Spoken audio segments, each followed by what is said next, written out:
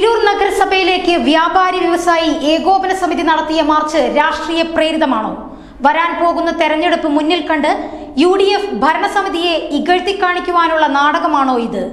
ഇന്ന് നടത്തിയ മാർച്ചിൽ വിളിച്ച മുദ്രാവാക്യവും പ്രസംഗവും അതിലേക്കാണ് വിരൽ ചൂണ്ടുന്നത്.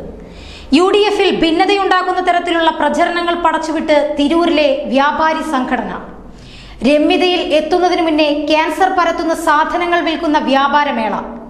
രമ്യതയിലായി കഴിഞ്ഞാൽ ക്യാൻസറിന് കാരണമാകുന്ന സാധനങ്ങൾ വിൽക്കുന്നതിൽ പ്രശ്നവുമില്ല. ഒരേ നിലപാടിൽ മലക്കം മറിഞ്ഞ് വ്യാപാരി വ്യവസായി സംഘടന.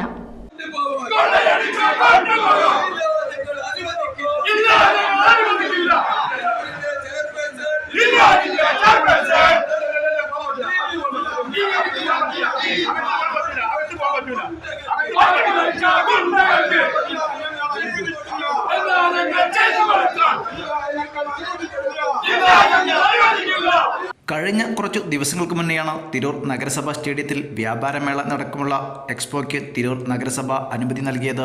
കൗൺസിൽ ഒറ്റക്കെട്ടായെടുത്ത തീരുമാനത്തിന്റെ അടിസ്ഥാനത്തിലാണ് സ്റ്റേഡിയത്തിന് വാടക നിശ്ചയിച്ച് അനുമതി നൽകിയത്. അതിനുശേഷം സ്റ്റേഡിയത്തിൽ ഇതിനുവേണ്ടിയുള്ള പന്തലുകളടക്കം സൗകര്യപ്പെടുത്തുന്ന സമയത്താണ് തിരൂരിലെ വ്യാപാരി വ്യവസായി സംഘടന ഒറ്റ രാത്രി കൊണ്ട് തീരുമാനമെടുത്ത് നഗരസഭയിലേക്ക് മാർച്ച് നടത്തിയത്.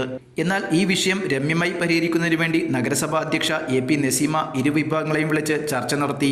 സ്റ്റേഡിയത്തിൽ എക്സ്പോ നടത്തുന്ന ആളുകളും തിരൂരിലെ വ്യാപാരി വ്യവസായി ഏകോപന സമിതിയും പ്രശ്നങ്ങൾ പരിഹരിച്ച് ഒരുമിച്ച് മുന്നോട്ട് കൊണ്ടുപോകാൻ തീരുമാനിക്കുകയും ചെയ്തു.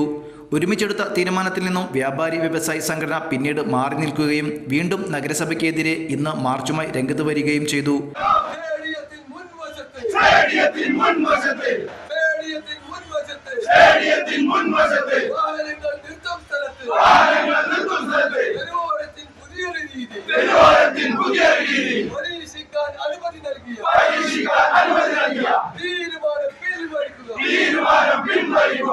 തോന്നുമ്പോൾ തോന്നുന്ന രീതിയിൽ നിലപാട് മാറ്റുന്നതാണ് ഇപ്പോൾ വ്യാപാരി സംഘടനയുടെ ഭാഗത്തു നിന്നും ഉണ്ടാകുന്നത്.